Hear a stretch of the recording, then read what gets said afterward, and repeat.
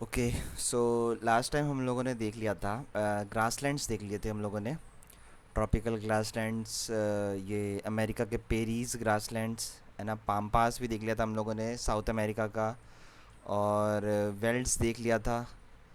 ठीक है। और ये भी कहाँ के थे, साउथ अफ्रीका का था, ये साउथ अफ्रीका का था है ना।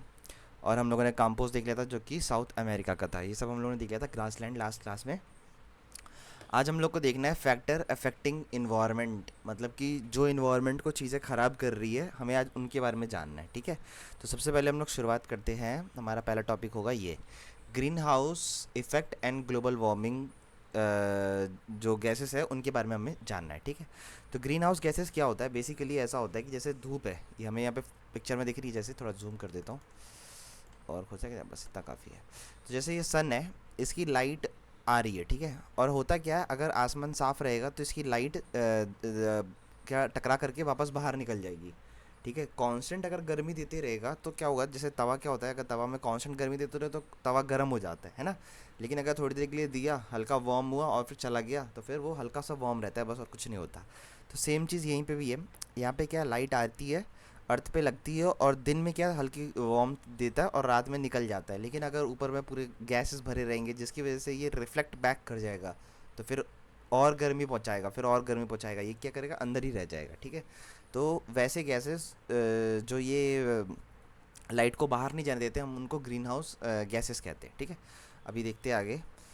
जैसे कि ट्रोपोस्फेयर तो हम लोगों ने कल देख लिया था। Layer of atmosphere are most liable for the green house gases green house effect this sorry, layer of atmosphere are most liable for greenhouse effect. This is the closest layer to the earth surface in which all weather occurs. ठीक है। तो कल हम लोगों ने देखा था ना वो एटमॉस्फेयर है ना, एटमॉस्फेयर, ये रहा एटमॉस्फेयर का इमेज हम लोगों ने देखा था यहाँ पे। तो सबसे नीचे अगर हम देखेंगे तो यहाँ पे सबसे नीचे ट्रोपोस्फेयर, और सारे क्लाउड व्लाउड कहाँ रहते हैं, ट्रोपोस्फेयर के अंदर रहते हैं। ठीक है। तो ये वही कह रहा है, तो सबसे नीचे वाला लेयर है, और सारी ग्रीन हाउस गैसेस कहाँ रहती है, ट्रोपोस्फेयर पे रहती है। ठीक है। और the average height of troposphere की कितनी एवरेज हाइट होती है, 8 से 18 किलोमीटर रहती है। 8 किलोमीटर पोल पे रहती है, मतलब कि जो नॉर्थ पोल साउथ पोल, और 18 किलोमीटर इक्वेटर पे रहती है, थोड़ी दूर रहती है जब वो बीच में रहती है इक्वेटर पे।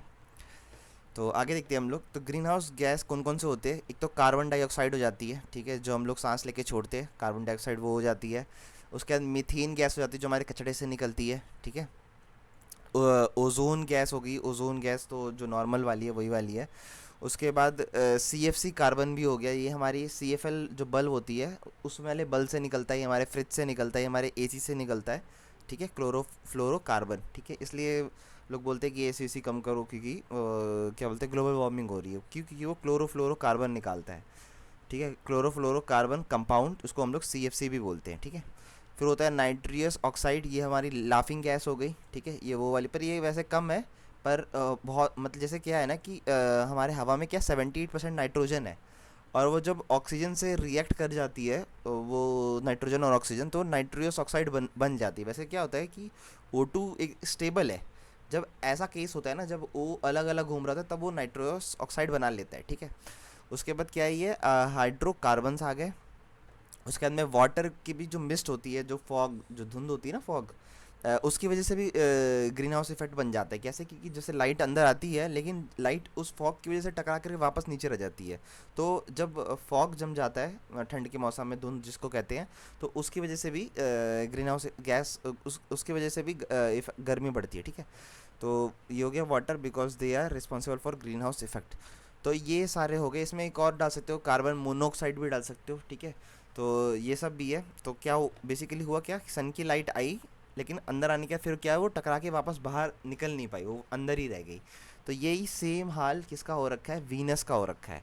अगर आप वीनस को देखोगे, वीनस, ठीक है, यहाँ पे क्या हो गया है कि ग्रीन हाउस गैसेस ना बहुत ज़्यादा बढ़ गई है, जिसकी वजह से क्या हो गया है, ये पूरा अब कैसा दिखने लगता है, ये अब ये पूरा लाल दिखने लग रहा है। कि देखो ऐसी गैसेस भर रखी है, एकदम गंदी गंदी हवा इसके अंदर भर रखी है, पीली पीली रंग की हवा भर रखी है। इसमें क्या होता है, लाइट अंदर तो आ जाती है, लेकिन वो बाहर नहीं जा पाती, क्योंकि टकरा करके फिर वो अंदर ही रह जाती है, जिसकी वजह से एकदम मर्की सा टेम्परेचर हो गया है यहाँ पे।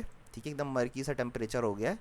और ये पूरा धुंध धुंध सा हो रखा है। तो हमारा भी अर्थ है वो कुछ कुछ इसी पे जा रहा है। इसीलिए जितने भी हमारे जो ग्लोबल पे जो COP 13 COP 18 का जो हमारे जो समिट बैठती है उसमें यही डिसाइड किया जाता है कि कैसे हम लोग नेट ज़ीरो एमिशन करें। नेट ज़ीरो का क्या मतलब हो गया कि जितना गाड़ी से पोल्यूशन निकलेगा, एसी से पोल्यूशन निकलेगा, या फिर जितना भी ग्रीन हाउस गैसेस निकलेगी, मीथेन से, कचड़े से निकलेगी, उतना ही हम लोग पेड़ लगा करके, है ना, और चीज़ें लगा करके एकदम नेट ज़ीरो कर ले, जिसकी वजह से पोल्यूशन अपने देश से तो ना हो, सब अपना अपना देश का देखेगा, तो ओवरऑल देखा जाए तो पूरे अर्थ का नेट ज़ीरो हो जाएगा। उसके बाद हम लोग धीरे धीरे कोशिश करेंगे कि 50% पे लेके आए, जैसे कि अगर जितना हम लोग पैदा कर रहे हैं वो 50% रहे रिटर्न करने के लिए। तो लेकिन अभी का टारगेट क्या है अब पूरे दुनिया भर का, कि नेट ज़ीरो एमिशन कर ले, मतलब कि अभी कम से कम हमारे अर्थ को गर्म होने से कम रोक ले। क्योंकि हर साल क्या होता है ना, हमारा अर्थ हर साल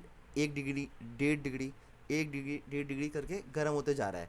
और पिछले साल 2023 और 2024 में, तो 24 में तो उतना उतना नहीं हुआ, लेकिन 2023 में 2 डिग्री तक हमारा टेम्परेचर बढ़ा है अर्थ का। मतलब कि ऑलमोस्ट हमारा अब गर्मी जब हमारे यहाँ पड़ती है तो 46-47 डिग्री सेल्सियस आराम से पहुँच जाता है, ठीक है। तो ऐसे करके हर साल 1 डिग्री, 2 डिग्री, एक साल, अब अगले साल कैसा हो जाएगा कि अभी 48 था मैक्सिमम, तो फिर अब अगले साल 49 होगा, 50 होगा, धीरे धीरे करते करते हम 100 पे पहुँच जाएंगे और भस्म हो जाएंगे सब के सब लोग, है ना। तो हमें ग्रीन हाउस गैसेस को कम करना बहुत ज़्यादा ज़रूरी है। तो ये हो गया। इसके बाद हम लोग चलते हैं नेक्स्ट पे, और कुछ है इसके बाद यहाँ पे है। अच्छा, nitrous oxide N2O is a greenhouse gas है which is commonly known as laughing gas भी कहते हैं हम लोग N2O को, ठीक है। It is used as a anaesthetic for sedation, मतलब इसको एनेस्थेटिक की तरह भी इस्तेमाल करते हैं, डॉक्टर यूज़ करता है इसको, ठीक है। मतलब कि दर्द वर्द ना हो तो वो इसके बॉडी में इसको डाल देता है, ठीक है। चलो आगे चलते हैं हम लोग। बस यहीं तक है, मतलब कि यहीं तक है, ठीक है। उसके बाद ये सेकंड चैप्टर ख़त्म हो जाएगा। चलो देखते हैं आगे। Tree kills by acid rain. तो अच्छा, ये एसिड रेन के बारे में है। तो एसिड रेन वाटर, तो बेसिकली होता क्या है कि एसिड रेन कैसे होता है, जैसे हवा में हम लोगों ने देखा कि हवा में कौन कौन सी बहुत सारी गैसेस होती है ना, ग्रीन हाउस गैसेस होती है। और ये गैसेस क्या होती है, ये एसिडिक गैसेस होती है, ठीक है। तो क्या होता है जब बारिश होती है ना, तो ये गैसेस क्या, पानी की बूंदें ना इन गैसेस को ज़मीन पे लेके आ जाती है, ठीक है। तो और पानी में क्या है, गैसेस मिल जाती है, जिसकी वजह से क्या होता है कि वो पानी भी क्या हो एसिडिक बन जाता है, जिसकी वजह से क्या बोलते हैं हम लोग कि एसिड रेन हो रहा है इस टाइम पे। इसलिए बोलते हैं कि जो पहली बारिशात होती है उस पर नहाना नहीं चाहिए। क्यों? क्योंकि उसमें एसिड रेन बॉडी पे जाएगा, पहले बॉडी पे रिएक्शन करेगा, किसी ने गलती से पी लिया पानी, या फिर नाक के द्वारा चला गया, कुछ भी हो गया, तो उसकी बॉडी के अंदर भी जा सकता है, ठीक है। तो उससे वो 100% बीमार पड़ेगा। शुरुआत के जो पहली बारिश में अगर कोई भी नहाएगा तो 100% बीमार पड़ेगा ही पड़ेगा, ठीक है। तो H2SO4 एंड HNO3, ये सब जो गैसेस है, जैसे यहाँ से हम लोगों ने क्या किया, फैक्ट्री से NO3 गैसेस को ऊपर उड़ा दिया, SO2 को ऊपर उड़ा दिया, और अब बादल में क्या रहता है, H2O रहता है। वो कहाँ से लेके आया, समुद्र से, तालाब से, जब इवेपोरेशन हुआ तो H2O लेकर के आया। फिर इसने क्या किया, इसको इसके मिला दिया और इसमें क्या बना लिया, H2SO4 एसिड बन गया, ठीक है। HNO3 क्या बन गया, एसिड बन गया। और जब ये गिरेगा तो पेड़ क्या होगा, पेड़ पूरे मुरझा जाएंगे, सूख के ख़राब हो जाएंगे पूरी तरह से, ठीक है। तो इस तरीके से, तो हम लोग क्या क्या कहते हैं कि कब एसिडिक कहते हैं, जब पानी का जो लेवल है, जैसे हम लोग का तो एक मीटर है ना कि 7 नंबर से अगर नीचे कुछ भी रहेगा तो हम उसको एसिडिक मानते हैं। और ज़्यादातर जो रेन वाटर, जो एसिडिक रेन वाटर होती है, वो कितने पे होती है, उसका पीएच वैल्यू 5.6 होता है, यानी कि ये हाईली एसिडिक है, ठीक है। Due to dissolution of CO2 carbon dioxide present in the atmosphere. और कार्बन डाइऑक्साइड तो हमें पता ही है, तो हर इंसान छोड़ते रहता है हर सेकंड, है ना। तो ये हो गया। तो CO2 और H2O मिलेगा तो H2CO3 बन जाएगा, ये भी एसिडिक हो जाएगा। तो क्योंकि इस पे H पॉजिटिव आयन है और HCO3 नेगेटिव आयन, तो जोड़ जाड़ के बना लेता है आपस में, ठीक है। तो when this pH fall below 5.6 the acid water became acidic. It is caused due to the presence of acidic gas in the atmosphere. The common one are sulfur dioxide, हवा में जो सल्फर डाइऑक्साइड है ये बहुत common है, and nitrogen oxide which changes the atmosphere into sulphuric acid and nitric acid. ये रहा sulphuric acid और नाइट्रिक एसिड, ठीक है। By combining with oxygen and water के साथ मिलकर के बहुत आसानी से बन जाते हैं ये, ठीक है। तो ये दो गया। फिर हम लोग आते हैं क्लोरोफ्लोरोकार्बन CFC पे, जो कि हमारी CFL बल्ब, जो कि आजकल बंद कर दिया। पहले एक आती थी कि ऐसे गोल गोल जलेबी जैसी बल्ब होती थी पहले एक टाइम पे, है ना, वो ही वाली बल्ब है CFL, ठीक है। अगर हम लोग देखेंगे इसकी photo, CFL bulb, CFL bulb, ठीक है। ये देखो, ये जलेबी टाइप की जो बल्ब होती थी ना, ये वाली, तो ये वाली बल्ब रिएक्ट करती थी, ये वाली बल्ब की जो होती थी ना, ये निकालती थी। उस टाइम पे तो लोगों को लग रहा था कि बहुत अच्छी बल्ब है, लेकिन इससे कार्बन बहुत ज़्यादा निकलने लगा, जिसकी वजह से इसको पूरी तरह से डंप करना पड़ गया लोगों को, ठीक है। देखो जैसे ये पीला पीला पड़ रहा है ना, दिखता नहीं है लेकिन बहुत हार्म करता है ये, ठीक है। उसके बाद इसमें भी देखोगे बल्ब में, तो ये देखोगे तो ये भी देखो कैसे पीला पीला पड़ रहा है, ये कुछ तो निकाल रही थी गैसेस, ठीक है। उसकी वजह से ये देखो कैसे पीला पड़ रहा है ना, ये बिल्कुल। शुरुआत में तो नई नई आती थी तो पता नहीं चलता था, फिर बाद में पता चलने लगा लोगों को, तो रिजेक्ट कर दिया हम लोगों ने। This compound commonly known as freon gas निकालती है ये, are introduce into the atmosphere from the aerosol spray refrigerating equipment से भी निकलती है ये, CFC, ठीक है। तो फ्रिज से भी वो लोग बोलते हैं ना, फ्रिज फ्रिज से भी ग्लोबल वार्मिंग होती है, क्योंकि वो भी निकालती है फेरॉन गैस, ठीक है। ये रहा ना CFL में जो F है ये यहाँ पे, ठीक है। अच्छा, उसके बाद हम लोग देखते हैं, देखो यहाँ पे क्या बना रखा है ना फोटो, फ्रिज का, बैटरी का, और ये कुछ कुछ आइटम का है। देखो कैसे ओजोन गैसेस का लेयर बना है, जिसकी वजह से वो बाहर नहीं जा पा रही, ठीक है। तो ये होता है ख़त्म, सेकंड चैप्टर हो जाता है ख़त्म, ठीक है। अब हम लोग देखते हैं थर्ड चैप्टर, क्या करवा दूँ आज के आज, या फिर चलो रहने देते हैं। थर्ड चैप्टर को हम लोग नेक्स्ट क्लास में देखेंगे। आज के लिए इतना ही। Thank you, have a nice day.